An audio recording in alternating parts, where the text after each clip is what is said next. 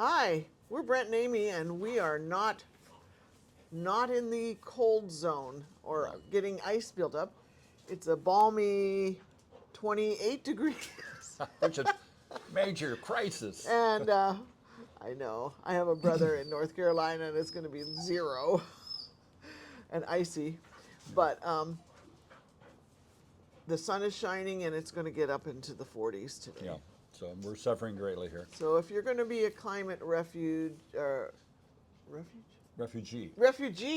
the E, Yeah. then this is where you want to And be. nobody checks your papers. Just come on out, visit. So we're Brent and Amy. We're realtors with Brokers Group Real Estate Professionals out of Sequim, Washington. We represent the North Olympic Peninsula for buyers and sellers.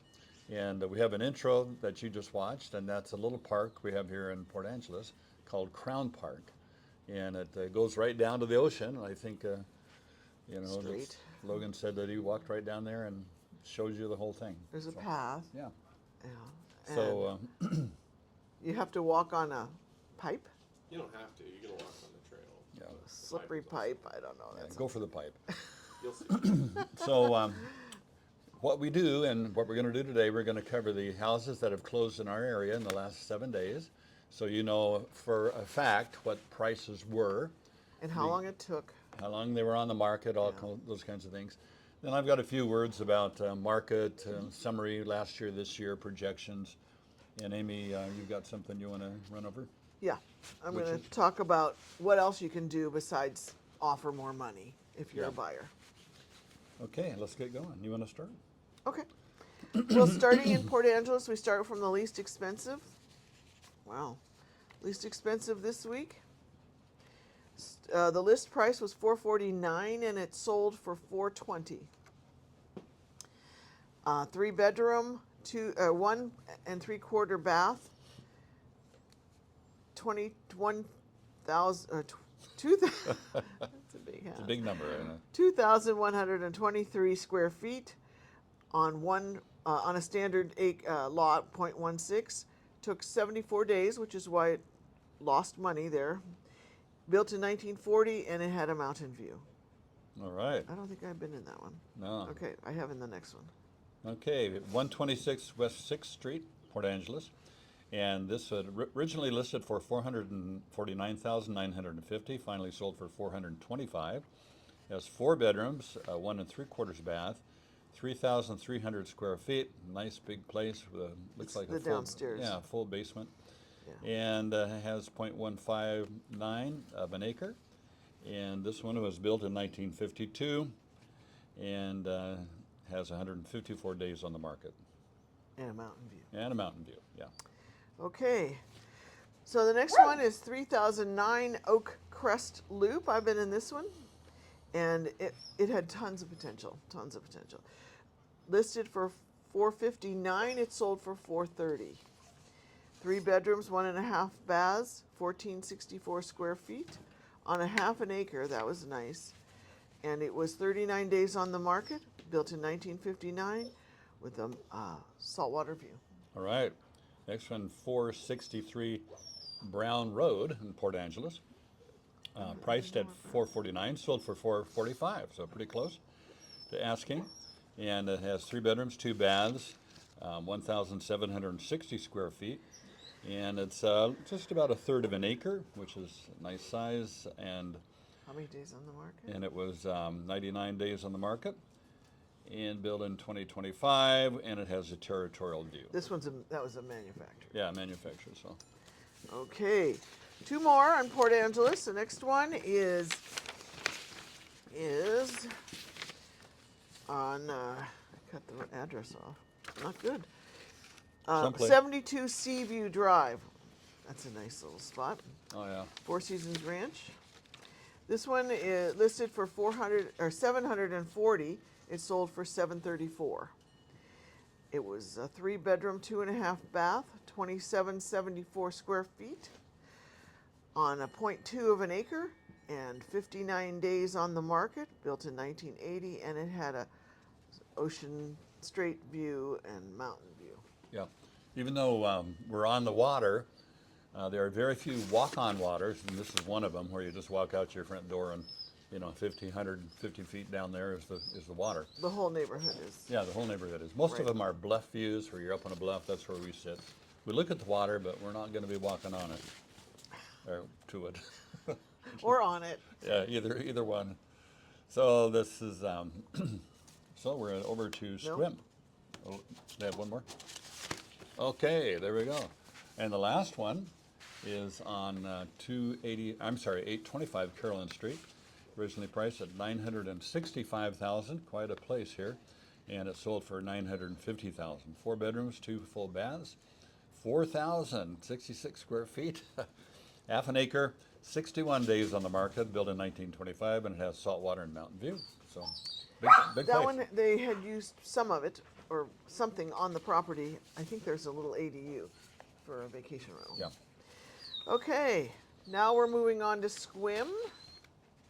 And this one is on 40 Klein Road, listed for $515, and it's sold for $515. 2 bedrooms, 2 baths, 1,676 square feet on a little over a third of an acre. 4 days on the market, which is why it ended up going for asking, pretty much.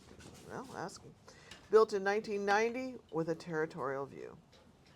That's a cute one. Okay, Marriott. Okay, 961 North Marriott Avenue. Priced at $525, it sold for $515.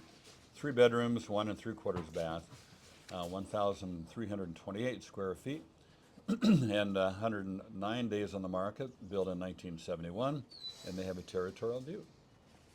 Very good. Next one is on 515 North Knapman? Knapman? Knapman? Silent K, I guess. Okay, it's cute. Listed for $585, and that is what it sold for. Competition's pretty brisk in Sequim right now. Yeah. 3 bedrooms, 2 baths, 2,075 square feet on a little over a fifth of an acre lot. 153 days on the market, built in 2007, and it has a territorial and mountain view. Okay. A lot of territorial views today. Yeah. You know, this one is on Quail Meadows. There's never a silent Q, is there? It's always Ewell Quail Meadows Drive, Sequim. There's never a Q without a U, though. Yeah, that's right. Sequim is great because it has all these great names. They're street areas, whereas PA is more traditional. So Quail Meadows originally priced for $849,950, sold for $825. 3 beds, 2.5 baths, 2,166 square feet on a full acre. And this one has 41 days on the mountain and built in 2011. 41 days on the market. What? 2011, and they have a mountain view. Did I say I have 41 days no on the idea. mountain? Because you've got mountain down there. Reading is a challenge It's sometimes. been a challenge, yeah. So And here it went extended over on this side. Oh, so there it is over there. these are Winnie is the black and white, and this is Berkey. Say hi, Berkey. Yeah.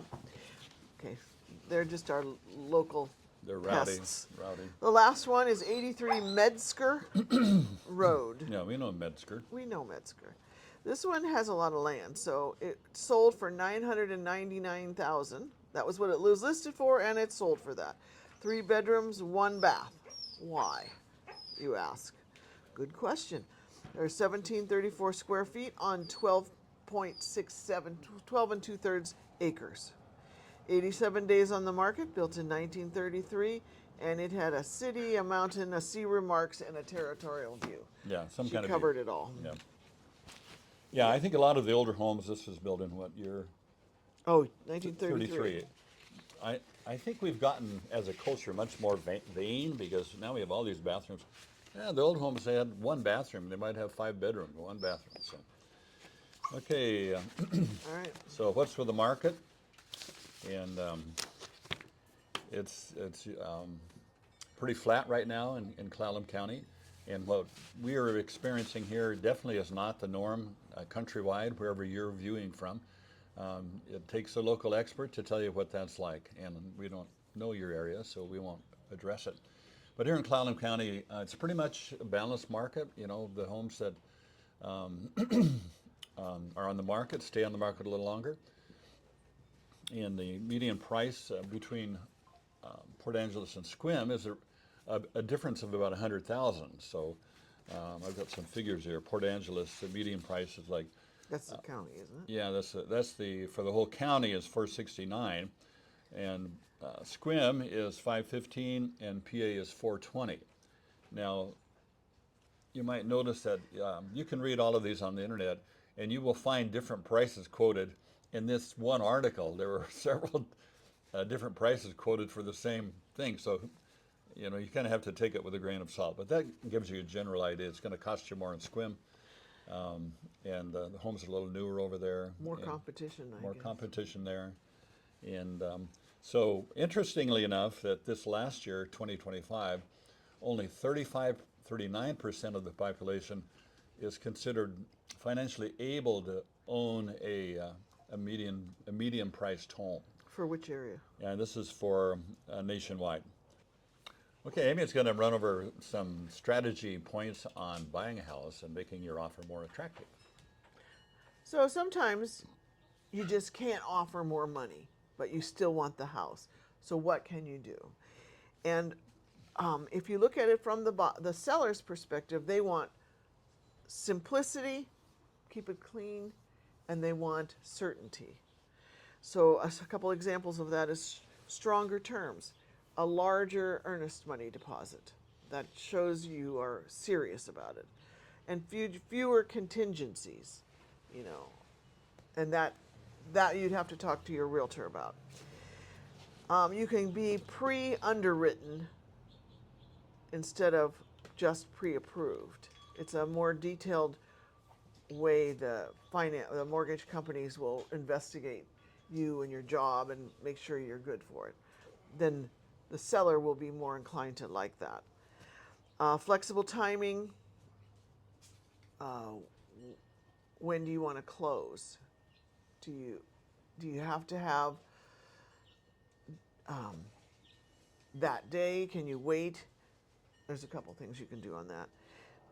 Inspection, you can waive the inspection, which is scary, but you can have it for information only. Then you know what you're getting into. So it's like a pass-fail. Uh-huh. Yeah. Or you could waive minor repairs under a certain dollar amount. The agent can write that into your offer. The little petty things, you know. Yeah. You can buy an appraisal gap coverage. If some reason you think the house might not appraise, you can buy that, and that will give them certainty. Higher down payment. We already talked about higher earnest money. A local lender. You got to have a local lender in wherever you're buying, because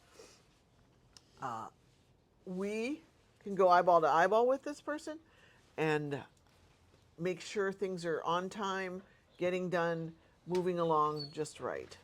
Another big thing about a local lender is they know all of the appraisers who are geographically qualified to appraise in our community. We've had appraisers come from Seattle who do not know our market, and it's not nearly as good because they got a lender out of, a national lender or somebody out of the area.